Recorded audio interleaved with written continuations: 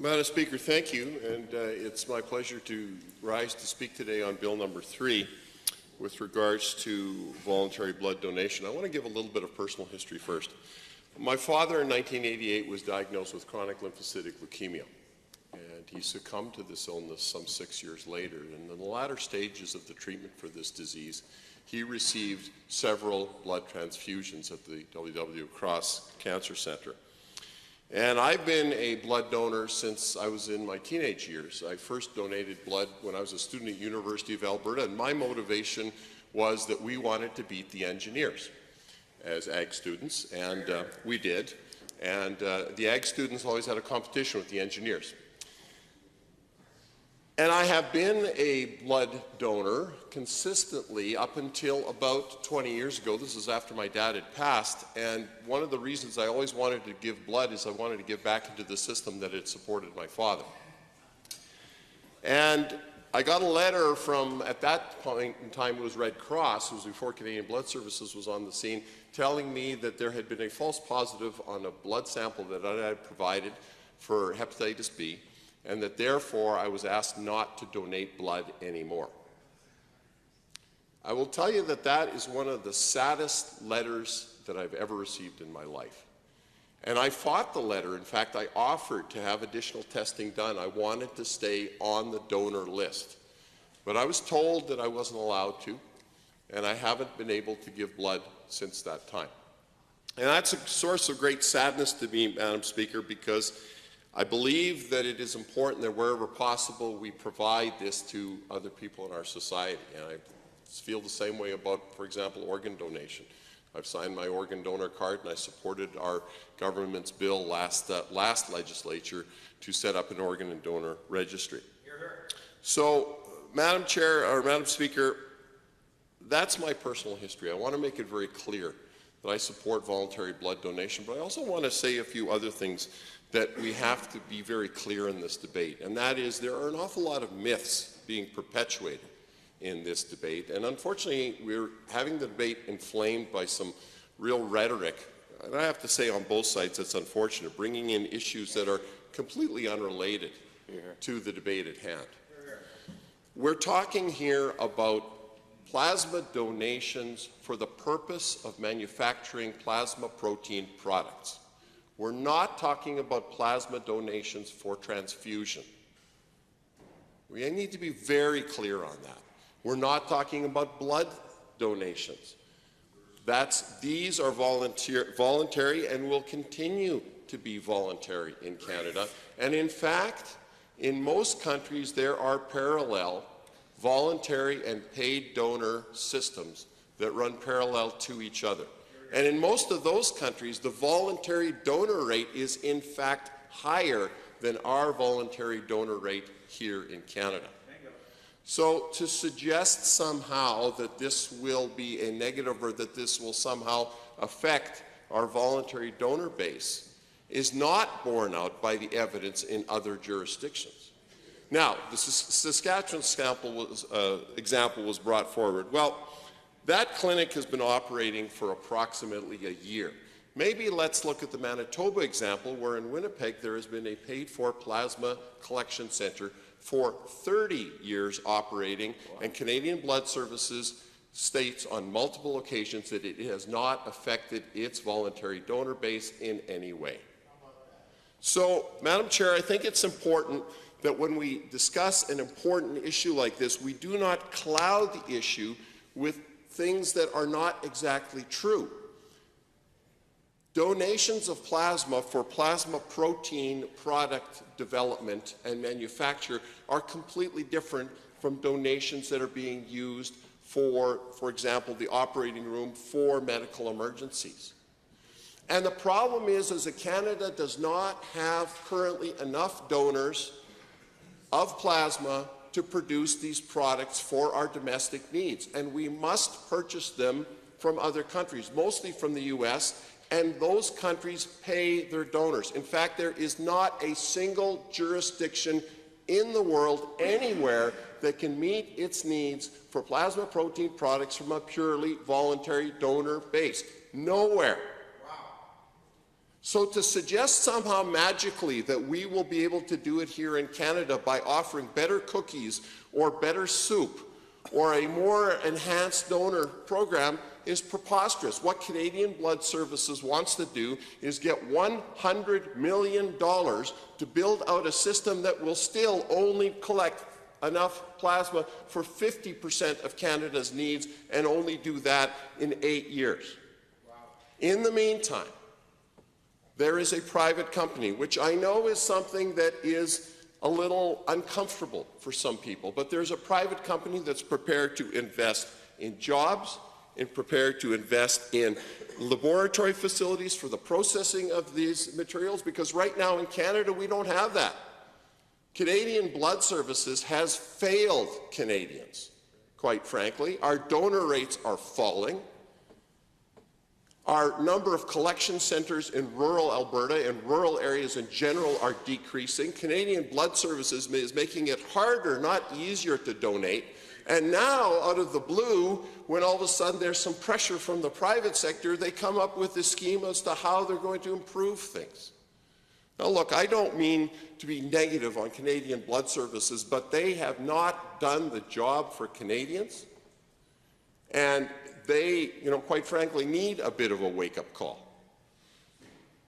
Hear, hear. Madam Speaker, I think one of the biggest things that bothers me about this is the basic hypocrisy of this, and it's been talked about before. We don't like the idea of paying donors.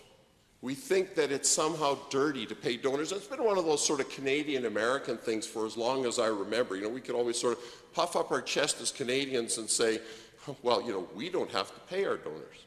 We have voluntary donations. Those Americans, they have to pay their donors. It gives us a bias. It gives us a bias against something, but the reality, and that's what we have to deal with, the reality is that we cannot collect sufficient plasma for the needs. Now, there's two main objections to this. One is that the payment will somehow impact voluntary donations. Well, I'm quoting here from a national roundtable on plasma donations. This was held in 2013, and I'll table this document, but I will just quote from this is page 2 of the document.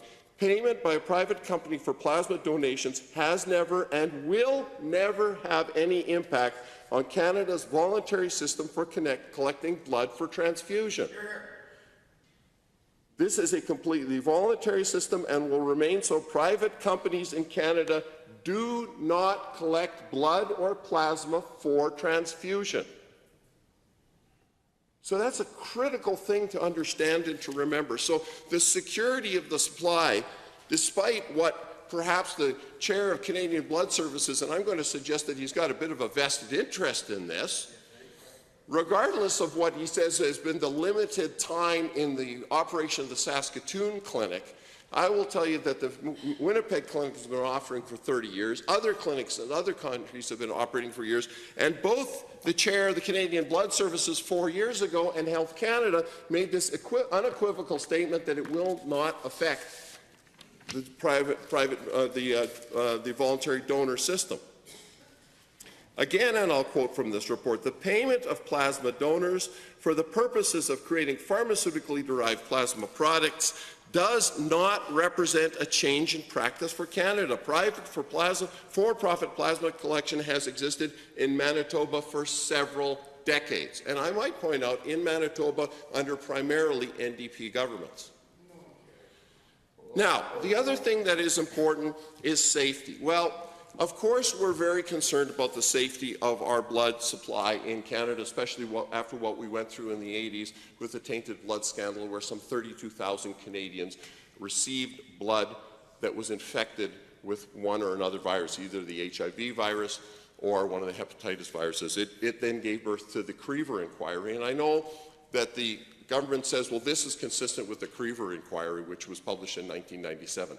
That inquiry is now 20 years old.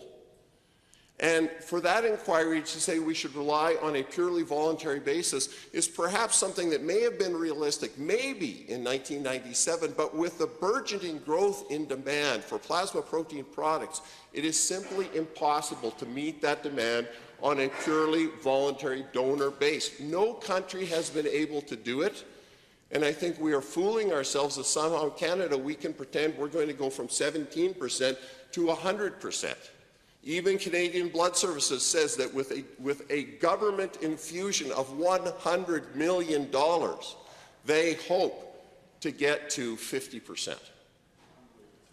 So, Madam Speaker, that's the first myth. The second myth is that somehow donations from private donors or from paid-for donors are somehow less safe. Let's put that myth to bed right now. There is absolutely zero evidence that donations from paid donors have any different safety profile than volunteer donors. And in fact, that whole process is governed by Health Canada, and we have one of the strongest and most stringent systems in place. That's why I'm no longer a blood donor, and those stringent systems are in place largely as a reaction of what happened in the 80s. So safety is not an issue. What is an issue is what is saying that, CBS is so successful. CBS provides a service, but, quite frankly, we should all have some issues with the services Canadian Blood Services provide us. And because it's ever-shrinking donor bases, because they are making it harder for people to donate, not easier. Now, Madam Speaker, another important group that I have spoken with, I've taken some time to speak to them, are donors. I spoke earlier this week to a gentleman who donates and has made over 300 donations of plasma, of platelets, and of blood, and he speaks very proudly of his contribution to our system. And he is concerned about how we would implement this, and it has to be implemented with care. I'm not pretending that this is something that could be done easily. I'm not pretending that this is something that couldn't be done without at least some level of monitoring. But, Madam Speaker, to pretend that we can go on purchasing some $200 million annually worth of plasma protein products and other products from paid donors while we ban the practice here is the height of hypocrisy. Hear, hear. Absolute height of hypocrisy. The only way morally and ethically we can stand on this would be to say we will ban it here and we will not accept plasma protein products from any jurisdiction that pays their donors. That's the only way we could take the moral high ground on this. But I would say then we have some other people we have to, as the member said, listen to. We have other people we need to answer to. We need to answer to, for example, 5 patient organizations that advocate paid-for plasma donation. The Canadian Immunodeficiency Patients Organization, the Canadian Hemophilia Society, the Canadian Organization for Rare Disorders, the Hereditary Angioedema Canada, and the Network of Rare Blood Disorders Organization. These patient organizations all advocate for paid-for plasma donation here in Canada so that the plasma can be collected and eventually processed here in Canada. That's the plan of the company that is being criticized here. They want to develop a made-in-Canada plasma industry. Let's not ignore the advances that are being made in biomedical technology. Let's not ignore the fact that treatments have evolved. We have to move forward. We cannot be applying the systems and the procedures from the 1980s and 1990s. Our world is changing. And to continue to spend hundreds of millions of dollars paid to profitable United States pharmaceutical corporations, I don't think those folks are your friends. You're paying $200 million taxpayer dollars annually to profitable U.S. pharmaceutical corporations, where those dollars could stay here in Canada, could stay in Alberta, if we get over this situation and recognize that there is a fundamental difference between plasma and blood donations for transfusion and plasma and blood donations for processing. I've also talked to other health ministers, and specifically the health minister for Saskatchewan obviously supports this, but the health minister for British Columbia, who is a former colleague of mine, a veterinarian, supports paid-for plasma donations as long as it is sufficiently regulated by Health Canada and by the health department in his province. He has the utmost of confidence that that can and will be done. But to ignore, Under 29-2A, Paul Lougheed. I would just like to make a very quick comment with a follow-up question. I certainly appreciated all of the research done, the personal expertise and experience. I know that the member has more to offer this chamber and all Albertans, and I wonder if he would continue to conclude his remarks, and I'd like to hear the end of his speech. Minister. Well, I thank the honourable member for that opportunity, and you know, I really feel very strongly about this because, you know, I recognize that we have some biases, against the idea of paying people to donate blood, to donate plasma, to donate organs. I get that. I have a bias against it too. But here's the thing, folks, is if we ban this, all we are doing is pushing the problem somewhere else and trying to pretend that somehow we're better than others because we've banned it. That's just something that to me is unacceptable. And if we're going to ban it, then we should make another statement that we will not purchase products from paid donors, derived from paid donors. But if we do that, we are depriving Albertans of life-saving medical treatments. So think about that. I think that that is a fundamental question. Now, is it an easy question to answer? No, it isn't. But we need to set aside sometimes as legislators, Madam Speaker, we need to set aside some of our pre-existing biases, learn about the broader context of things. For example, a plasma donation takes 90 minutes to make, not the roughly 20 minutes, typical blood sample. And plasma donors are asked to donate weekly. And it's because of those onerous requirements that voluntary plasma donors, for the huge amount of plasma that is required, are very hard to build up that donor base. That is why plasma donors are paid. It's like I say, it's a situation that recognizes the reality of what it takes to make these donations. And once again, I will point out that in other jurisdictions that have paid donations, Germany, Austria, the U.S., their voluntary donation level, those rates, are in fact higher than Canada's. And so, you know, to suggest that somehow that this will eat into our system that we use for transfusions, for both blood and plasma transfusion, is simply not true. And to say it and to repeat it is to simply try to create fear in Albertans, in Canadians, and that is wrong. It is wrong to do that. As legislators, we should be seeking the truth, and we should be making our decisions based on those truths and getting over our personal biases. Again, I have a personal bias in favor of voluntary donation, but in this particular case, in order to provide the huge growth in demand for these life-saving products, where no other jurisdiction in the world has been able to provide the need through purely voluntary donations, we need to at least look at allowing for paid plasma donations. And to not allow it in Alberta, Madam Speaker, in my view, is hypocritical and is something that, you know, we should not stand for here in this Assembly. Any further questions?